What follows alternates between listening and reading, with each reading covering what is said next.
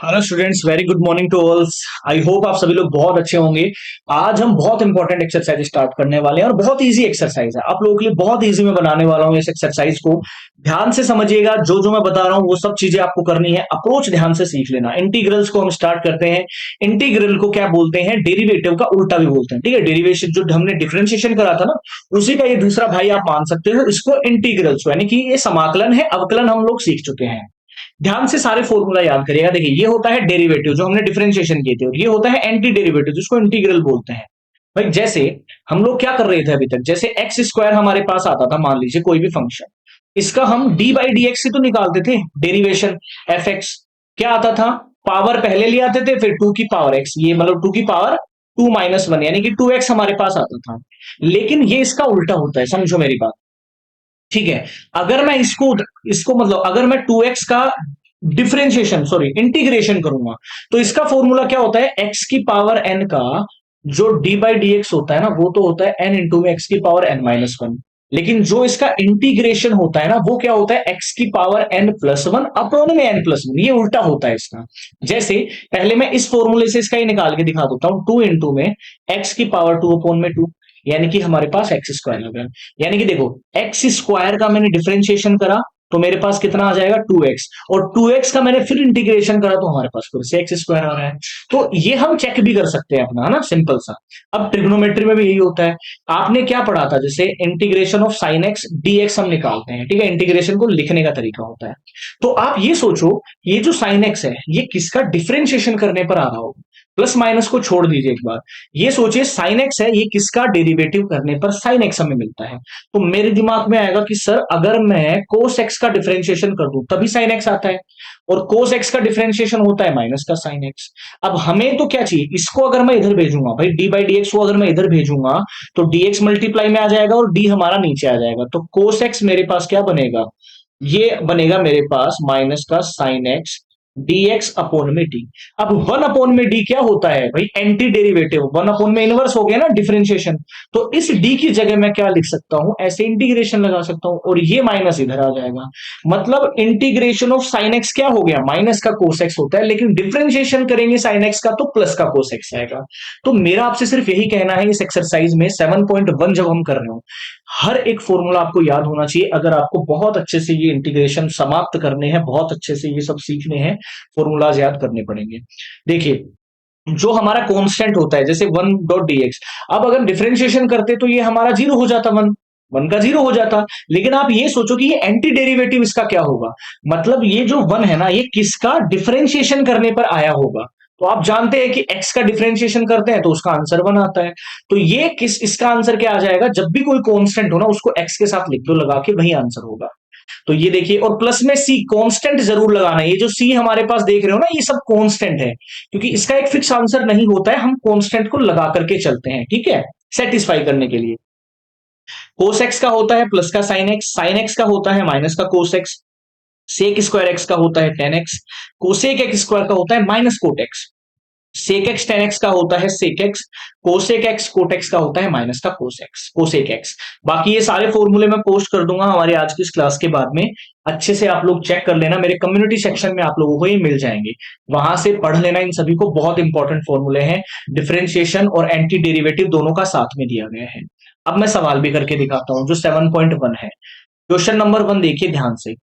Find an anti derivative और integration of the following function by method of inspection. अब ध्यान दो, ये मेथड ऑफ इंस्पेक्शन क्या है?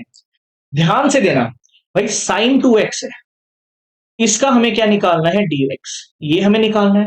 मेथड ऑफ इंस्पेक्शन का वही मतलब है जो मैं बता रहा था, कि आपको ये पता होना चाहिए कि ये जो साइन एक्स है, ये किसका डिफरेंशिएशन करने पर आता होगा। तो मैं मानूंगा कि भाई एफ एक्स हमारा क्या रहा होगा, या फिर आप ऐसे मान लीजिए कि अगर मैं डिफरेंशिएशन किसका करूं, कोस टू एक्स का करूं, तो साइन टू एक्स तो बन सकता है। कोस टू एक्स का पूरा डिफरेंशिएशन क्या होता है? साइन टू एक्स इंटू में टू एक्स का भी करना पड़ेगा। अब मैं इस डी बाई डी एक्स को उधर भेज देता हूं और इस टू को उधर ले आता हूं, तो टू इधर आएगा तो वन अपॉन टू बनेगा और कोस टू एक्स बनेगा बराबर, और माइनस को भी भेज दीजिए, और ये हमारे पास क्या बन जाएगा? इंटीग्रेशन साइन टू एक्स और जो ये dx है ये तो जाएगा ऊपर मल्टीप्लाई में, और d जाता नीचे, तो नीचे जा रहा है तो उसी को मैं इंटीग्रेशन लिख रहा हूं। तो यही हमें चाहिए था मेथड ऑफ इंस्पेक्शन से कि भाई साइन एक्स का डिफरेंट इंटीग्रेशन होता है, ये होगा हमारे पास आंसर कोस 2x अपॉन में 2 माइनस का। एक चीज हमेशा ध्यान रखिएगा, जो ट्रिग्नोमेट्री फंक्शंस के साथ में या एक्सपोनेंशियल फंक्शंस के साथ में x का जो कोफिशिएंट होता है ना, वो हमेशा डिवाइड में आता है डिफरेंशिएशन के बाद में, इंटीग्रेशन के बाद में। डिफरेंशिएशन के बाद में ये क्या आता था, ये मल्टीप्लाई में आता था, बट यहाँ क्या आता है, डिवाइड में आता है। इन सब चीजों को आपको ध्यान में रखना है। अब देखो एक और सवाल मैं करके दिखाता हूं आप सभी लोगों को। क्वेश्चन नंबर इसमें 3 करते हैं। भाई cos 3x का आप लोग कर सकते हो। आपको ये पता है कि cos x किसके डिफरेंशिएशन करने पर आता है, sin x। तो मैं फंक्शन लेके चलूंगा sin x और उसको मैं प्रूव कर दूंगा यहां पर। ऐसे ही तीसरा है e की पावर 2x और dx। अब आप लोग सोचिए कि e की पावर जो 2x है, ठीक है, ये किसका डिफरेंशिएशन करने पर आता है, e की पावर 2x।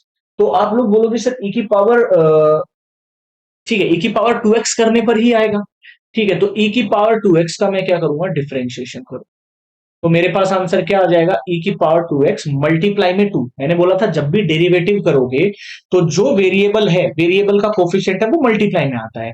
अब इस डी बाई डी एक्स को तो भेज दो इधर और 2 को भेज दीजिए इधर। ठीक है, तो हमारा आंसर आ जाएगा इस सवाल में। क्या आ जाएगा, देखिए e की पावर 2x डिवाइडेड बाई 2 आ जाएगा, और इधर इंटीग्रेशन ऑफ 2x आ जाएगा। तो ये आंसर होता है हमारा। ये आपको मेथड ऑफ इंस्पेक्शन से करना होता है। अभी हम अगला सवाल पढ़ते हैं। ये सारे सवाल आप कर सकते हो बहुत आराम से, बहुत सिंपल सवाल है। क्वेश्चन नंबर 6 में डायरेक्ट इंटीग्रेशन करना है, कुछ भी हमें मेथड नहीं लगाना है। क्वेश्चन नंबर 6 देखिए।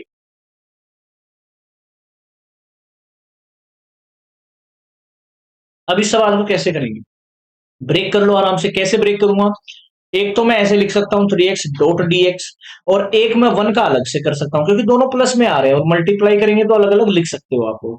अब देखिए, फोर कांस्टेंट है, बाहर हो जाएगा।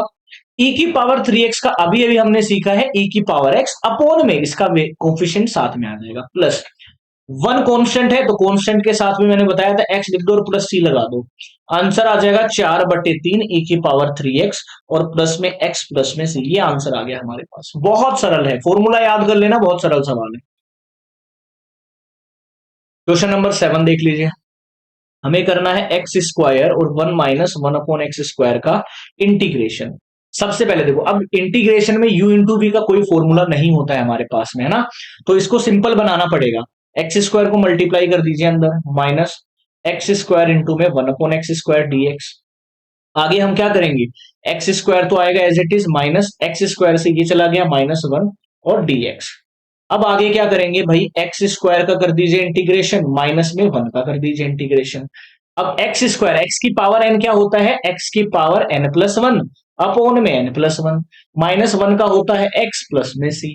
तो ये आएगा एक्स की पावर 3 अपॉन में 3 माइनस एक्स प्लस c। यही हमारा फाइनल आंसर हो गया इस सवाल के लिए। मतलब बहुत इजी इजी सवाल आप सभी लोगों के लिए, है ना, सभी को फाइनल डेस्टिनेशन तक पहुंचाना है। क्वेश्चन नंबर 8 देख लीजिए। क्या है, ए एक्स स्क्वायर है प्लस बी एक्स है प्लस सी है। इसका हमें क्या करना है, इंटीग्रेशन। तो मैं क्या करूंगा, ए बाहर ले आऊंगा, एक्स स्क्वायर का कर दूंगा। ठीक है, अकेला कांस्टेंट होता है तभी हम अंदर रखेंगे उसको, अदरवाइज बाहर निकाल देंगे। प्लस बी बाहर ले आएंगे, एक्स डॉट डीएक्स हो जाएगा, प्लस सी डॉट डीएक्स मेरे पास हो जाएगा। ए, अब एक्स की पावर 2 है तो आंसर आएगा एक्स की power 3/3, plus B as it is है, एक्स है तो एक्स स्क्वायर बटे 2 आ जाएगा, और प्लस में सी एक्स आ जाएगा, और प्लस में डी। एक कांस्टेंट जरूर लगाना है, यही हमारा आंसर हो गया। बड़ा सिंपल है पहली एक्सरसाइज आप लोगों के लिए। क्वेश्चन नंबर 9 आप स्वयं करेंगे, यहां से मुझे कमेंट करके आंसर बताएंगे। क्वेश्चन नंबर 10 देख लेते हैं यहां से।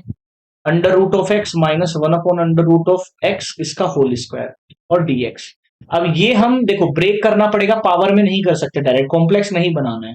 तो a माइनस बी का होल स्क्वायर लगा दीजिए। कौन सा, a माइनस बी का होल स्क्वायर क्या होता है, a square minus 2ab plus में b स्क्वायर। तो a स्क्वायर करेंगे तो x आएगा, प्लस में b स्क्वायर करेंगे तो 1 अपॉन एक्स आएगा, और माइनस में करेंगे 2 इंटू में अंडर रूट एक्स इंटू में 1 अपॉन अंडर रूट एक्स, और ये हमारा क्या हो जाएगा, dx। तो ये आएगा x प्लस में 1 अपॉन एक्स, ये कट गया, और माइनस में 2 इनटू में हमारे पास आएगा dx। अब इसको हम आगे बढ़ाएंगे तो हम क्या कर सकते हैं इस सवाल में, ध्यान से समझने का प्रयास करेंगे बस सारे बच्चे। ठीक है, अगर आप प्रयास करेंगे तो आपको डेफिनेटली समझ में आएगा, और लाइक शेयर जरूर करना ना भूलिए। अब देखिए इसको मैं करूंगा एक्स डॉट डी एक्स हो जाएगा, प्लस में 1/x डॉट डी एक्स हो जाएगा, माइनस में 2 डॉट डी एक्स हो जाएगा। एक्स का क्या इंटीग्रेशन होगा, x² बाई 2 होगा, प्लस में अब आप 1/x को है ना ऐसे मत कर देना एक्स की पावर -1, ठीक है, उससे भी कर सकते हो बट उससे इनडिफाइंड आएगा, डिफाइंड आंसर नहीं आएगा कोई भी। तो मैं इसको क्या करूंगा भाई, आपको पता है कि log x का डिफरेंशिएशन करते थे तभी तो 1/x आ रहा था, तो 1/x का उल्टा क्या आएगा, log x आएगा, तो सिंपल सी बात है log x आ गया, माइनस में 2x और प्लस में c, ये हमारा आंसर आ गया।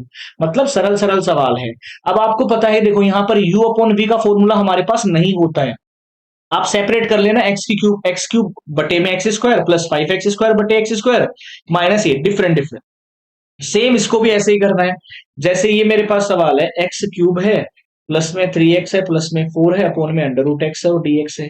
इस सवाल को हम कैसे कर सकते हैं भाई, आप सेपरेट कर लेना, x³ अपोन में √x, प्लस में 3x अपोन में √x और प्लस में 4 अपोन में √x। अब कर दीजिए dx। अब सेपरेट करके आराम से x की पावर हाफ है, इसको ऊपर ले जाओगे तो माइनस कर दोगे, यहां भी माइनस हो जाएगा, यहां भी माइनस हो जाएगा, फिर वही सिंपल चीज आपके पास बनेगी कुल मिला के। अब देखिए क्वेश्चन नंबर 13, ये सब आप सवाल अब कर सकते हो, बहुत इजी इजी सवाल है। x³ है, -x² है, प्लस x है, -1 है, x-1 है dx। अब यहां से देखो आपको पता है कि u/v हमारे पास नहीं होता, या तो आप इसको डिवाइड करके सिंपल फॉर्म में ले, ये डिवाइड करना आता होगा आप सभी लोगों को, या फिर आप इसका कॉमन ले लीजिए। देखो x³ और x² में से कॉमन आएगा x², बचेगा क्या, x-1, प्लस 1 फिर कॉमन ले लीजिए, बचेगा क्या, बचेगा x-1, डिवाइडेड बाई आ गया x-1, ठीक है, ये हमारा चल रहा है dx। अब यहां पर देखिए दो फैक्टर आ गए, एक तो x-1 आ गया, एक x² + 1 आ गया, x-1 आ गया और dx, ये दोनों कट गए, फाइनली हमारे पास आए हैं x² + 1 और dx। तो यहां से मैं इंटीग्रेशन करूंगा dx प्लस में 1 डॉट dx, तो मेरे पास क्या आ जाएगा, x³ अपोन में 3 प्लस में x, सॉरी अकेला x और प्लस में c, ये मेरे पास आंसर आ गया। ऐसे ही ये सवाल भी आपको करना है भाई, 1 - x है, इनटू में x की पावर हाफ है, तो पहले तो मल्टीप्लाई करना पड़ेगा आपको, x की power half minus x into में x की पावर हाफ dx। अब आपको पता है बेस सेम है तो पावर ऐड करके सिंगल बना लेना इसको, उसके बाद में इंटीग्रेशन कर देना। तो आई होप ये सारे जो इनिशियल सवाल हैं आपको समझ में आए होंगे, इंटीग्रेशन समझ में आया होगा कि होता क्या है एक्चुअली में। सभी को शेयर कर देना, लाइक जरूर करके जाना, और चैनल पर नए हैं तो सब्सक्राइब जरूर कर देना। जय हिंद।